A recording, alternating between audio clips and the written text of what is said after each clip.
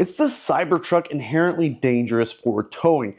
We've heard this rumor a number of times since this thing came out, all about the frame snapping in half. And although I thought we were beyond that or past that at this point, unfortunately, this topic has resurfaced, and I'm here to help you better understand what this all means. So what you need to know is yesterday, Zack from JerryRigEverything ended up breaking his Cybertruck by basically attaching an excavator, a 20,000 pound excavator, to the back of his trailer hitch and pushing straight down with a cable to measure how much force it took before the back of this truck snapped. And this was to look at basically what we saw from WhistlinDiesel earlier last year, where he snapped the frame in half on this truck, and it was because he landed the thing on a culvert after a number of destructive tests on the truck. So this takes that a step further and looks specifically at what weight does the truck have an issue? When does it fail? And because he had a device on there that was measuring the forces being put on the Cybertruck, it was helpful to understand at what point does it actually break. There are a bunch of details here, and I'm going to cover this in a way to make it make sense for you, because this is all about physics, and we're going to break this down, show you exactly why it matters and what is kind of flawed about the way that this is being presented.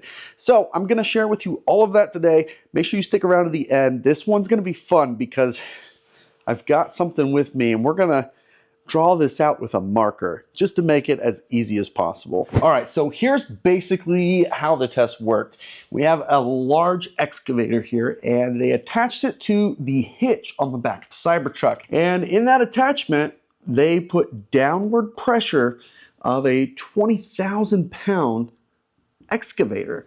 And by pushing down, they were able to see exactly how much weight was being pushed down on the back of this truck. It is important to note also that in the front of the truck, we had a forklift.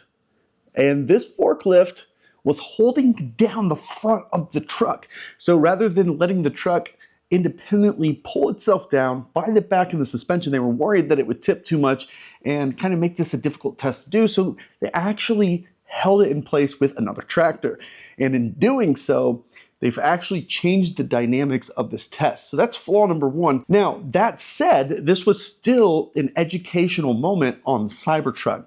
Essentially what happened is at 8,000 pounds, roughly, they actually had to reset.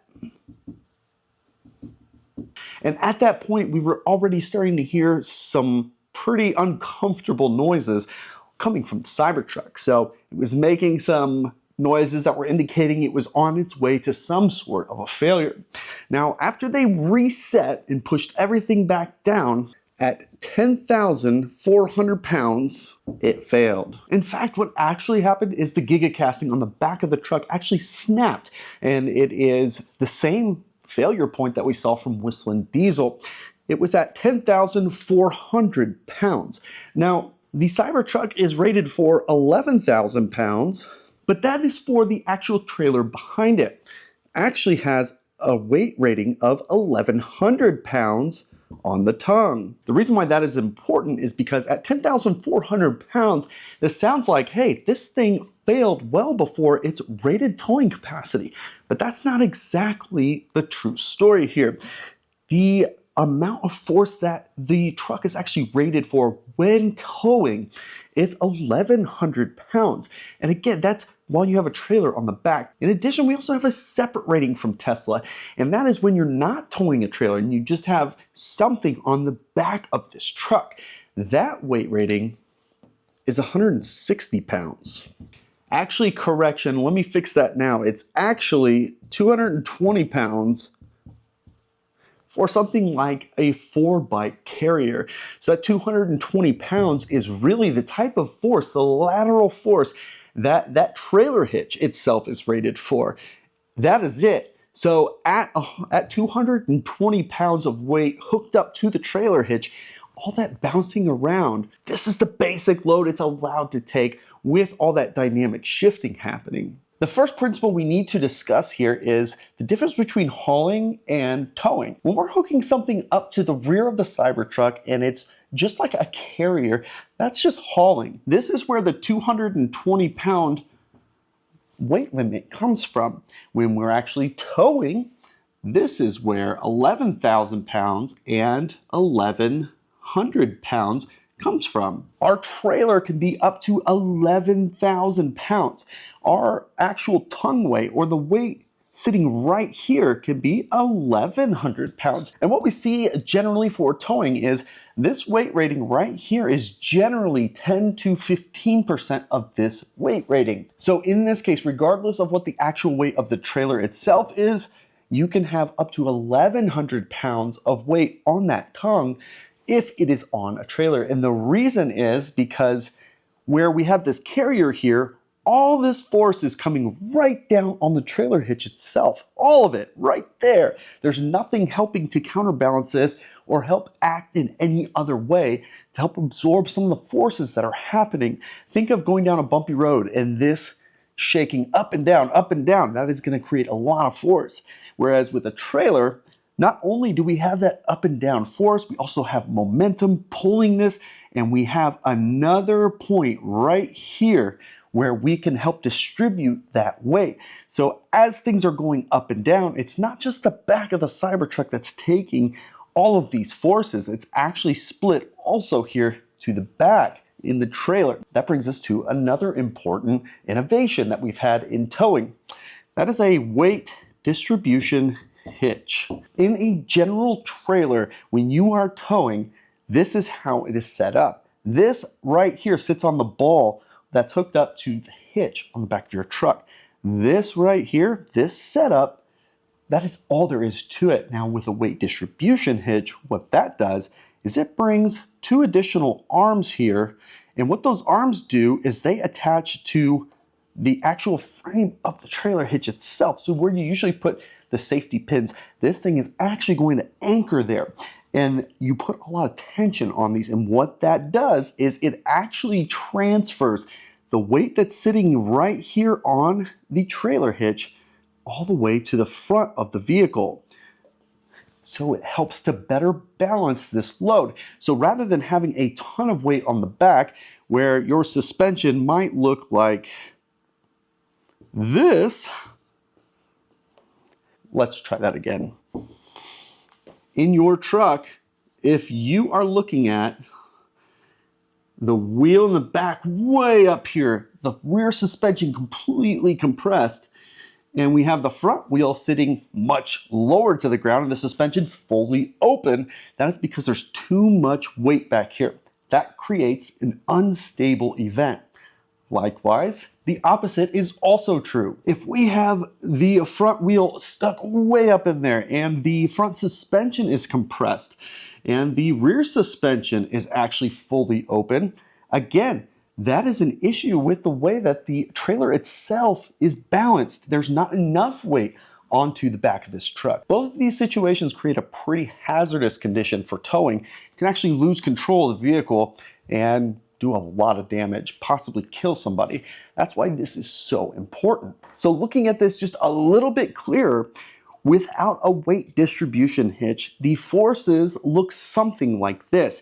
We have downward pressure on the hitch itself on the back of the truck, but that's also bringing forces upward on the trailer. So it's actually making this a low point. We also have forces coming up this way on the front of the truck. What a weight distribution hitch does is it then takes those forces, and rather than having a force over here up and a force over here up, it's moving both of those upward forces here so that when this is pushing down, we have a more equalized center of all of these forces to be better managed and have a sturdy, safe towing experience. Now, before we talk about some of the towing capacity limitations on both the Cybertruck and what other trucks on the industry are, I want to point out that there have been 3 instances where this type of failure has occurred. The first one was from WhistlinDiesel, and this was a total destruction test that was done. He beat this thing up. He literally blew it up with dynamite. This truck took one heck of a beating before the failure. That was the intention, was to break the truck. This second test here that we have was from Zack from JerryRigEverything. Literally put a 20,000-pound excavator on the back of the truck and pushed straight down until it broke. Again, destructive testing. The only other event that I am aware of was actually something that happened last year. Somebody was rear-ended while towing, and in doing so, that rear end was so violent, it pushed the actual trailer into the back of the Cybertruck, and that caused the failure. To my knowledge, there are no other failures out there that have happened like this. That's an important thing to call out because I have towed with this truck myself, and I have had zero experiences where this type of thing was a concern. Okay, so we already know that the Cybertruck itself has 11,000 pounds towing capacity with 1,100 on tongue weight. How does that compare to other trucks that are on the industry? And I think that there's a couple things that we want to look at. Number one, if this isn't enough and this caused some sort of a failure that is unacceptable, what's the biggest, heaviest duty, strongest, largest weight available in the industry of any trucks? We need to look at Ford, at the F450. Now the Ford F450 Super Duty, when properly equipped with the right engine and the right setup, whether that's four-wheel drive, two-wheel drive, extended cab, super cab, whatever, it can tow up to 30,000 pounds. Even then, this truck, the max tongue weight that this truck is rated for is 3,000 pounds for the tongue weight. So again, we're seeing that 10%. Now, if you go to a gooseneck or a fifth wheel, this actually jumps up to a whopping 40,000 pounds. And this itself goes up to the 15% rule. So when you're towing like this, you're actually using the bed of the truck to help stabilize rather than just a point in the very rear of the truck. So this itself is irrelevant to this discussion, but it is important to call out just how capable, how big, how heavy duty this truck actually is. So looking at that, if we had a failure at 10,400 pounds, the Cybertruck, if we look at the tongue weight rating on this truck, essentially 9 times its limit before it had a failure. Even the heaviest duty, biggest, brawniest truck out there in the F450, the Cybertruck still almost 3.5 times the limit of their tongue weight. What's the failure point on the Cybertruck? At what point does the failure weight of 10,400 pounds, at what point is that not enough? How much more should it be than almost 10 times its limit? The thing is, when you're towing, that is not a static load. There are dynamic forces happening as you're hitting bumps and things like that. It's absolutely true.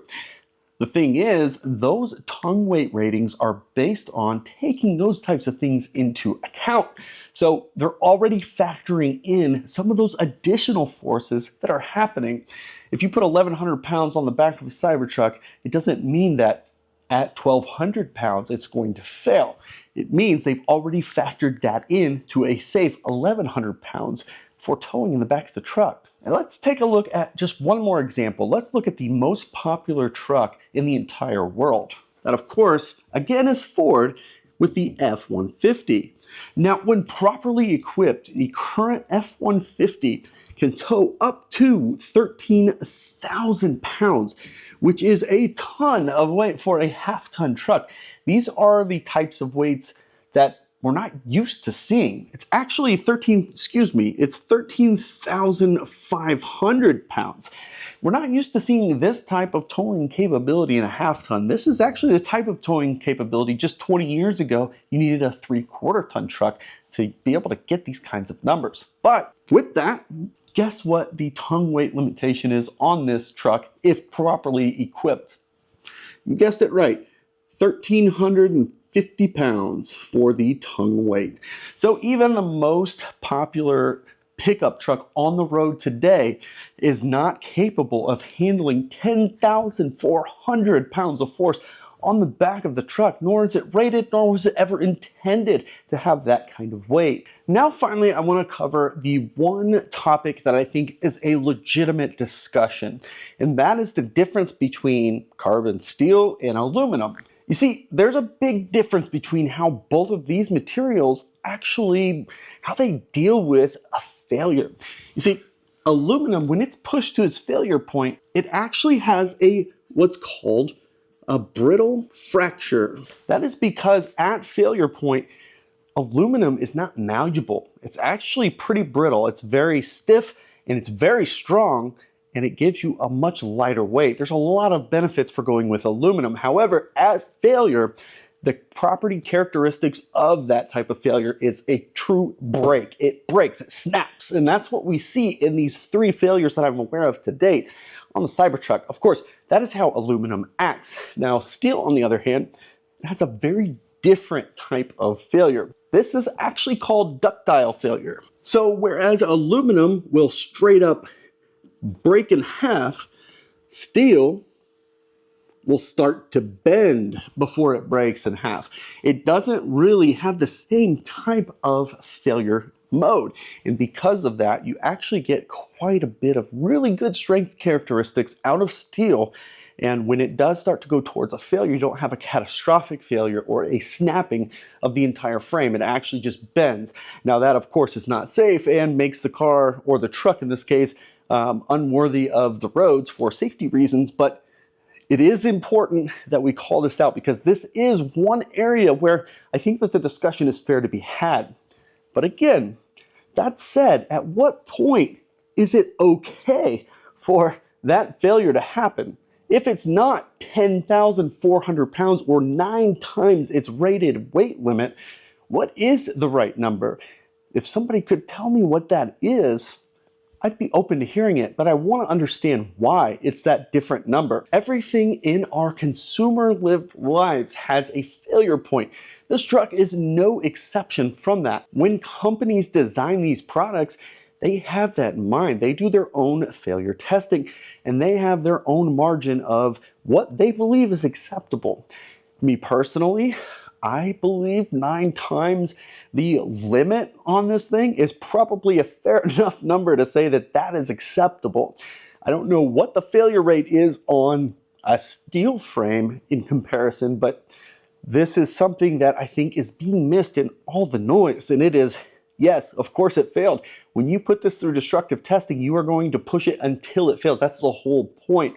But when you see the results, to be surprised that it happened, when in fact 9 times the limit, why are we still surprised?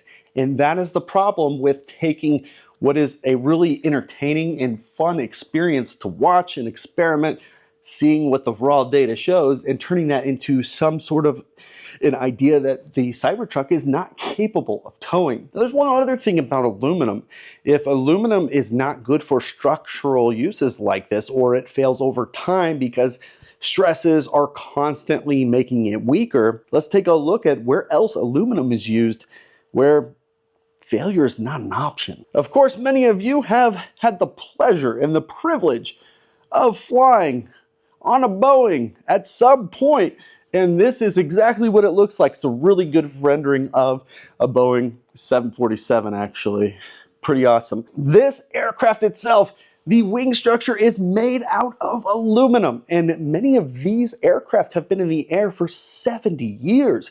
So yes, there are inherent properties of aluminum that are going to continue to get weaker over time. However, when we look at this technology in other industries, we can see that it has a strong use life and will last for many, many years. So yes, I agree, aluminum does have its drawbacks, but to say that it's not capable because of those drawbacks, I think is the wrong assessment today. Until we start seeing something actually happen or some real data that's not from destructive testing or an accident, there's still no evidence that this is actually an issue. And I'm speaking from experience. Like I said at the beginning of this video, I do a lot of towing. My towing experience goes back many, many years. But even with the Cybertruck itself, I actually towed this Cybertruck on the back of another Cybertruck. It was about 10,000 pounds, 2,400 miles, zero issues. And I went through the Rockies. It was cold, it was wet, tons of potholes.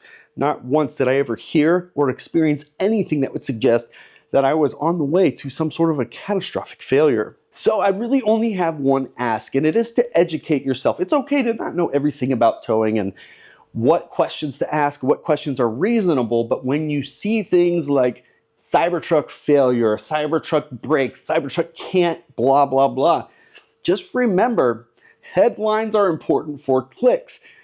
We should be asking the right questions to say, is this a legitimate question to be asking? Is this a legitimate issue? Because with a little bit of knowledge, you can figure this out for yourself.